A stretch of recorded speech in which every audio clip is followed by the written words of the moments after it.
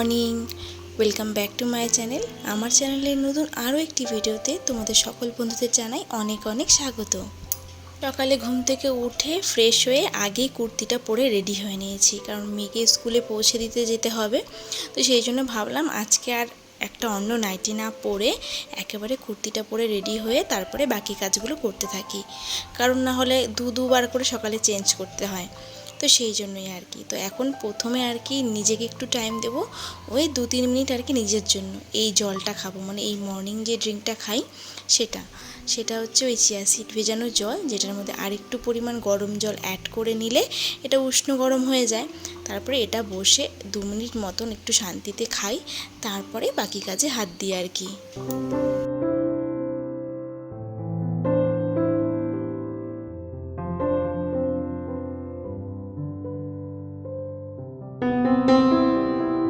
তো চলো, এখন তো সকালের কাজকর্ম শুরু হয়ে গেল। ওই বিছানাপাটি ঠিক করা, বাসি ঘরদোর ঝাড় দেওয়া, এই সমস্ত আর কি।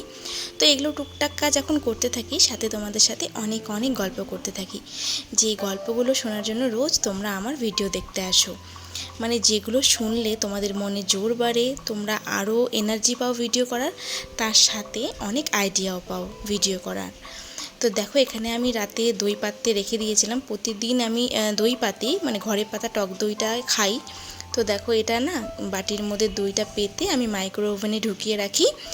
আর সকালবেলা হলে মাইক্রো ওভেন কিন্তু অন থাকে না, জাস্ট নর্মাল যেরকম মাইক্রো ওভেন থাকে তার ভেতরে দুধ দিয়ে বাটিটা ঢুকিয়ে রাখি, এবং সকালে সেটা বের করে ফ্রিজে রেখে দিই, না হলে কিন্তু নষ্ট হয়ে যেতে পারে, কারণ প্রচণ্ড গরমের দিন তো সেই কারণে আর কি।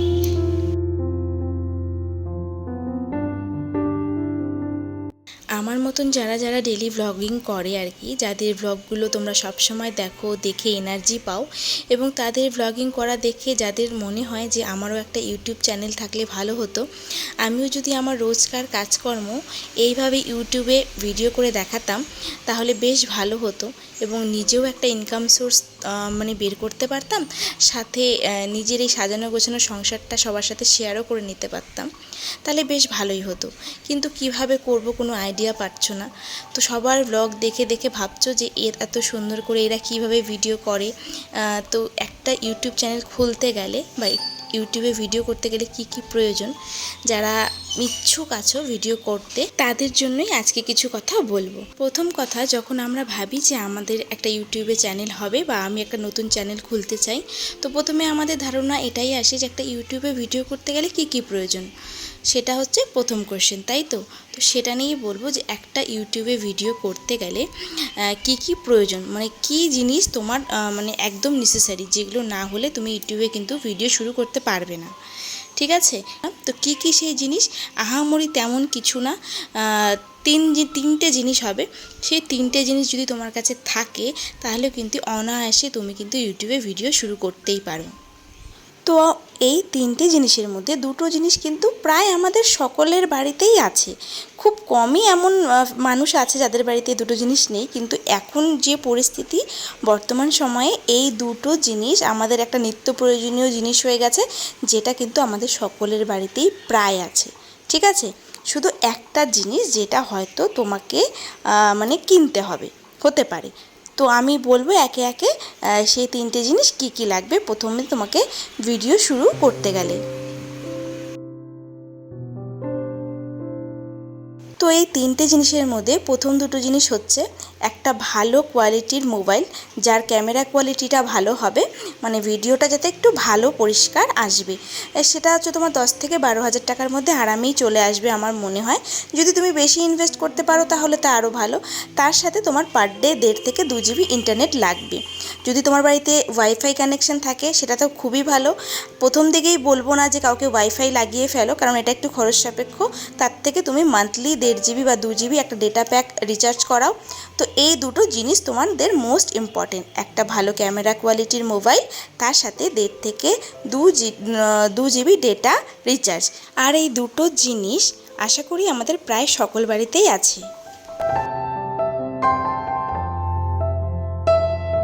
সকাল থেকে কাজকর্ম করে মেয়েকে স্কুলে পৌঁছে দিয়ে এসে খুব জোর খিদে পেয়ে যায়, আমি আর থাকতে পারি না, মাঝে মধ্যে এমন হয়ে যায়। তো প্রথমেই এখন ব্রেকফাস্টটা করে নেব। তো জানোই আমি বেশিরভাগ দিনে কিন্তু সকালে এই ব্রেকফাস্টটা দই চিড়ে দিয়েই করে থাকি।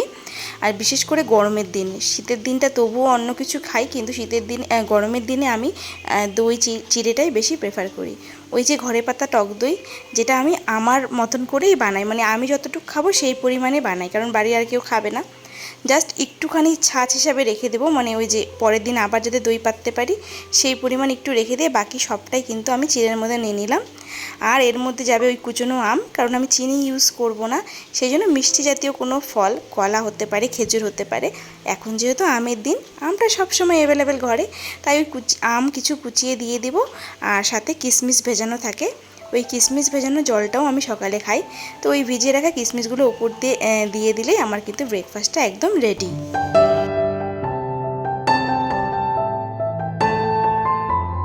তো চলো এবার বলি যে তৃতীয় জিনিসটা কি, মানে 3 নাম্বার জিনিসটা কি।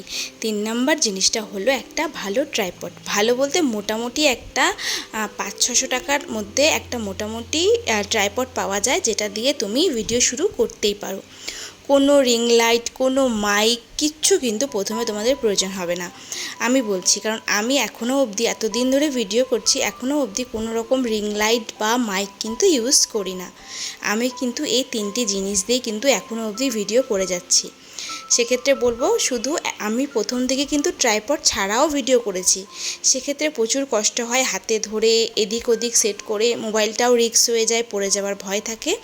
তো সেই জন্য বলবো, আমরা কতই টাকা না কত দিকে খরচ করি, তাই না? এখন অনলাইন শপিং হওয়াতে এই কিনছি ও কিনছি, প্রচুর কিন্তু আমরা অনেকেই খরচ করি। সেক্ষেত্রে 500-600 টাকা একটা ট্রাইপড কিনতে আমরা কিন্তু খরচ করতেই পারি।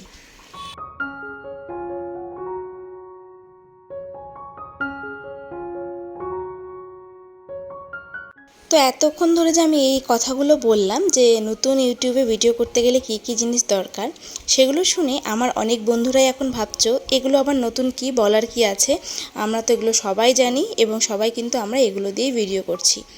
তো বন্ধুরা, যারা জানো তাদের জন্য তো ঠিকই আছে যারা জানো, কিন্তু আমার অনেক বন্ধু আছে যারা কিছুই জানে না। কিছুই জানে না বলতে কিছুই জানে না, আমাকে বারবার কমেন্ট করে, দিদি কী করে ভিডিও শুরু করব, কী করে ভিডিও করব, এগুলো একটু বলো। হ্যাঁ, তো আমি তোমাদের এই বেসিক 3টে জিনিস আগেই বললাম যে তোমাদের কাছে এই 3টে জিনিস কিন্তু ইউটিউবে ভিডিও করলে থাকতে হবে। ফুলটা দেখো, ছাদে এসে দেখি এই লাল লাল দুটো জবা ফুল ফুটে আছে, বেশ ভালো লাগছে। এটাকে কি জবা বলে আমি জানি না, কাটা জবা না কি বলে, মেস্তা জবা। সাথে এই নয়নতারা, তোমরা অনেকেই আমার ছাদের ফুল দেখতে চেয়েছিলে, তো সেই জন্য ভাবলাম আজ একটু ক্লিপ নেওয়া যাক।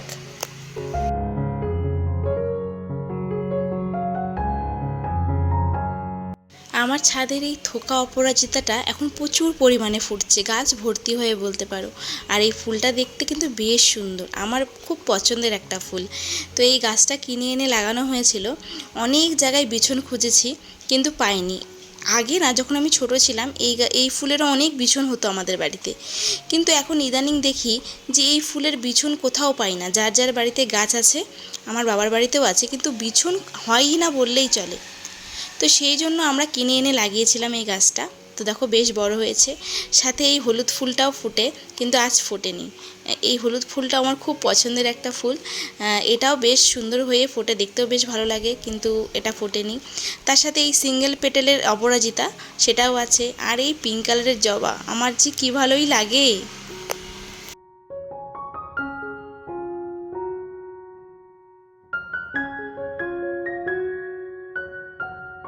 তো তার সাথে থোকা টগর ফুল, এই যে দোপাটি ফুল, তো এরকম টুকটাক লাল জবা, যেটা পঞ্চমুখী লাল জবা হয় সেটাও আছে, সেটা ফোটে না, অনেক দিন হলো সেটা কিন্তু ফুটছে না।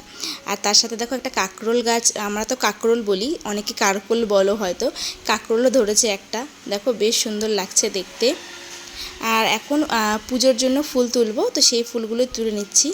আগে না আমার ছাদে কিন্তু একটাও গাছ ছিল না, আমার প্রথম দিকে যে যারা ভিডিও দেখেছো, আমাদের ছাদে একটাও গাছ ছিল না।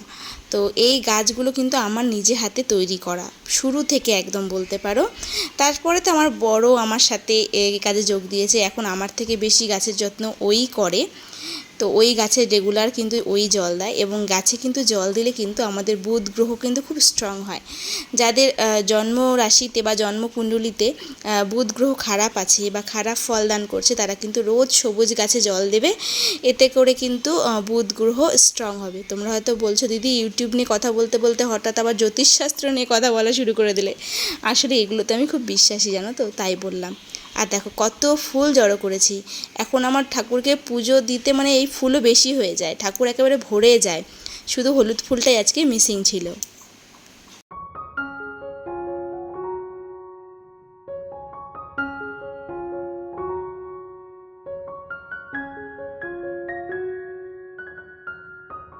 তোমরা তো দেখলেই ঘরের সব কাজ কিন্তু কমপ্লিট, স্নান হয়ে গেছে মানে সব কাজ কমপ্লিট, কাজ হোক আর না হোক, কিন্তু রান্নাটা এখনও বাকি আছে। আমার মনে হয় রোজকার যতই যা কাজ করি, সবথেকে বড় কাজ এই দুটো, স্নান আর রান্না, পুজো, দুটো না তিনটে, স্নান পুজো রান্না, এই তিনটে হয়ে গেলে মনে হয় যেন সব কাজ শেষ। বিশেষ করে স্নানটা, কারণ স্নান করলে তো পুজো দিতেই হবে, তাই না? তো স্নানটা হয়ে গেলে যেন শান্তি, মনে হয় যেন ভেতরে পুরো হালকা হয়ে যায়, পুরো মাইন্ডটা রিল্যাক্স হয়ে যায়। কিন্তু মাইন্ড রিল্যাক্স করলে হবে না, আমার রান্না হয়নি, চলো রান্নাঘরে। তো এই যে কালকে হাজব্যান্ড বাজার থেকে ইলিশ মাছ এনেছিল।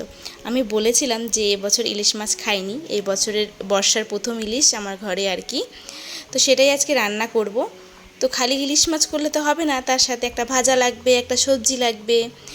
ডালটা না হলেও আমার ঘরে হয়ে যায়, কিন্তু একটা সবজি আমার লাগেই, এর আগের দিন ভিডিওতেও কিন্তু বলেছি। তাই জন্য বেগুন ভাজবো, আর সাথে করব আলু পটলের তরকারি। আর এখন বাজারে সস্তা বলতে ওই পটলই একমাত্র আছে, আর সব সবজি হচ্ছে মানে আগুন, হাতের নাগালের বাইরে। তো যাই হোক, প্রথমে মাছগুলোকে আগে একটু নুন হলুদ মাখিয়ে কিছুক্ষণ রেখে দিই, তারপরে এটাকে সর্ষে বাটা দিয়ে ভাপা রান্না করব আজকে।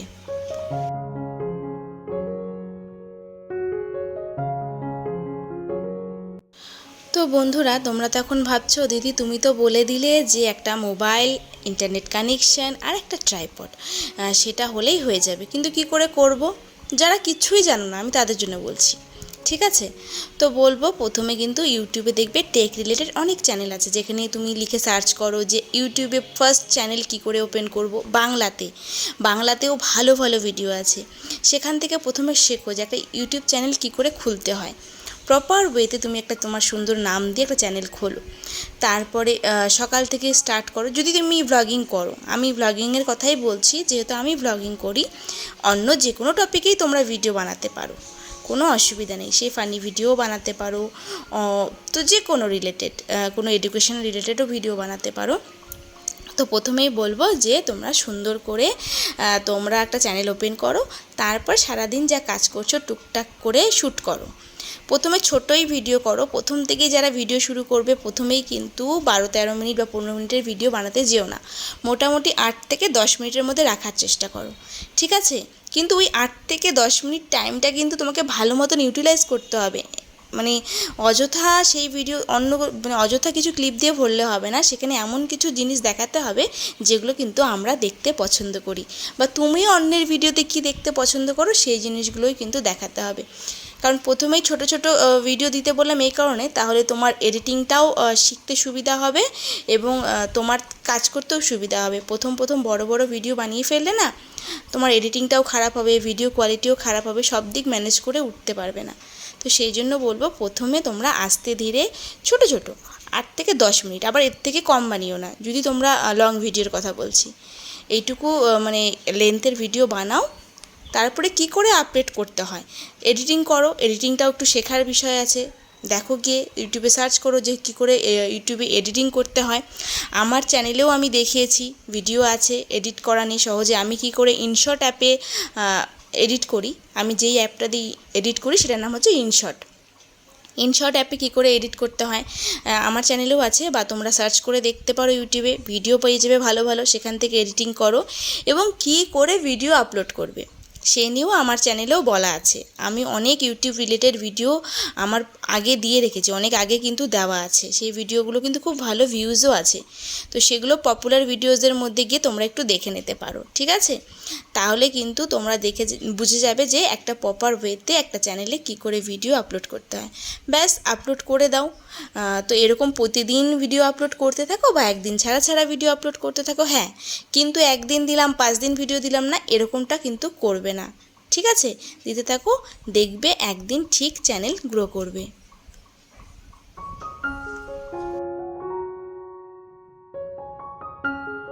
তো এখানে দেখো সর্ষেটা বেটে নেব। সাদা সর্ষে কালো সর্ষে সম পরিমাণে আগে শুকনো করিয়ে নিয়েছি। তার মধ্যে 5 থেকে 6টা কাঁচা লঙ্কা, একটা শুকনো লঙ্কা, অল্প লবণ আর সামান্য চিনি দিয়ে মিক্সিতে পেস্ট করে নেব।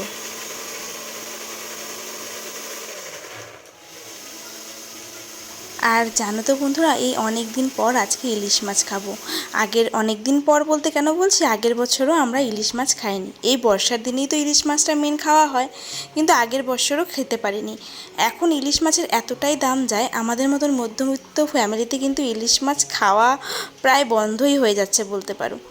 ঠিক আছে, তবুও একদিন খাওয়া যায়, অসুবিধা নেই। কিন্তু আরেকটা মেন বিষয় হচ্ছে, আমার বর না ইলিশ মাছ খেলে একটু সহ্য করতে পারে না। মানে ওর যেন খাওয়ার পরে কেমন একটা গা গুলিয়ে ওঠে, সেই জন্যই আরও আনা হয় না। তো যাই হোক, এখানে দেখো একটা টিফিন বক্সের মধ্যে সর্ষেটা ঢেলে নিলাম, মানে ওই বেটে রাখা সর্ষেটা। তার মধ্যে একটু ঘরে পাতা টক দই দিয়েছি, অল্প একটু টক দই দিয়েছি। তার সাথে দিয়েছি একটু নুন। নুন তো আগেই দিয়েছিলাম, কিন্তু নুনটা বুঝে দিতে হবে। হলুদ দিলাম, সরষের তেল দিলাম, দিয়ে ভালো করে মিক্সড করে প্রথমে কিন্তু একটু মুখে দিয়ে চেক করে নেব যে নুন মিষ্টি সব কিছু ঠিকঠাক আছে কিনা। কারণ মাছটা দিয়ে মাখিয়ে নেওয়ার পরে তো আর মুখে দিয়ে টেস্ট করা যাবে না, তাই না, কাঁচা অবস্থায়। তো সেই জন্য আগে সর্ষের পেস্টটাকে একটু মুখে দিয়ে দেখে নিলাম যে নুন ঝাল মিষ্টি সব ব্যালেন্সে আছে কিনা। তারপরে মাছগুলোকে ভালো করে এপিট ওপিট সর্ষে ডুবিয়ে ডুবিয়ে মেখে পরিমাণ মতন একটু জলও দিতে হবে, কারণ না হলে কিন্তু পরে একদমই শুকনো হয়ে যাবে ব্যাপারটা। উপর দিয়ে অল্প সামান্য আর একটু সরষের তেল ছড়িয়ে কয়েকটা কাঁচা লঙ্কা ছড়িয়ে ব্যাস টিফিন বক্সের মুটকাটা বন্ধ করে একটা কড়াইয়ের মধ্যে এটা ভাপাতে বসিয়ে দেব। এটা মাইক্রোওভেনেও করা যায়, কিন্তু আমি কোনো দিন মাইক্রোওভেনে ট্রাই করিনি, সেই জন্য আর রিস্ক নিলাম না। তো আমি একটা কড়াইতে একটা স্ট্যান্ড বসিয়ে তার মধ্যে জল দিয়ে টিফিন বক্সটা বসিয়ে দিয়েছি, উপর দিয়ে ঢাকা দিয়ে দিয়েছি। 20 মিনিট মতন আমি ভাপ দেব। ততক্ষণে ভাতটাও বসিয়ে দেবো, তাহলে ভাতটাও হয়ে যাবে আর এদিকে ইলিশ মাছের ভাপাটাও আমার রেডি হয়ে যাবে।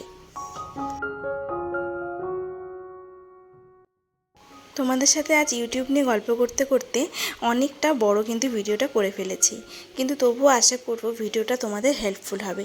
একদমই যারা নতুন আছো, ইউটিউব সম্বন্ধে কিছুই জানো না, তাদের জন্যই কিন্তু মোস্টলি আজকের ভিডিওটা বানানো, ঠিক আছে? এবং আমি আমার প্রতিটা ব্লগে কিন্তু এরকম নিত্য নতুন কিছু ইউটিউব নিয়ে তথ্য তোমাদের সাথে শেয়ার করতে থাকি। তো যারা এখনও আমার চ্যানেলটাকে সাবস্ক্রাইব করোনি, আমি বলবো যে আমার চ্যানেলটাকে সাবস্ক্রাইব করে আমার পাশে থেকো। এবং আমার লাইফস্টাইল ব্লগের সঙ্গে সঙ্গে কিন্তু আমি ডেইলি ইউটিউব নিয়ে কিছু টিপস এবং গুরুত্বপূর্ণ কথা শেয়ার করি, যেগুলো কিন্তু তোমাদের চ্যানেলের জন্য ভীষণভাবে দরকারি। তোমরাও যাতে তোমাদের চ্যানেলটা খুব সহজে গ্রো করতে পারো, সেই জন্যই কিন্তু আমি ইউটিউব সম্বন্ধে ইনফরমেশনগুলো তোমাদের সাথে শেয়ার করি।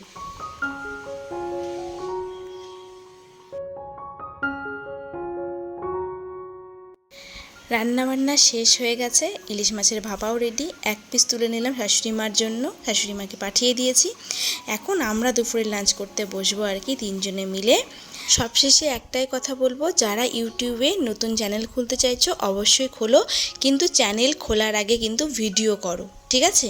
আগে ভিডিও করে ভিডিও এডিটিং করো সুন্দর করে, তারপরে চ্যানেল খোলো। চ্যানেল খোলা তো 10 মিনিটের কাজ, যখন চ্যানেল খুলবে সঙ্গে সঙ্গে কিন্তু সেই এডিট করা ভিডিওটা আপলোড করে দিতে পারবে। তো আজকের মতন বিদায় নিচ্ছি, দেখা হবে পরবর্তী ভিডিওতে।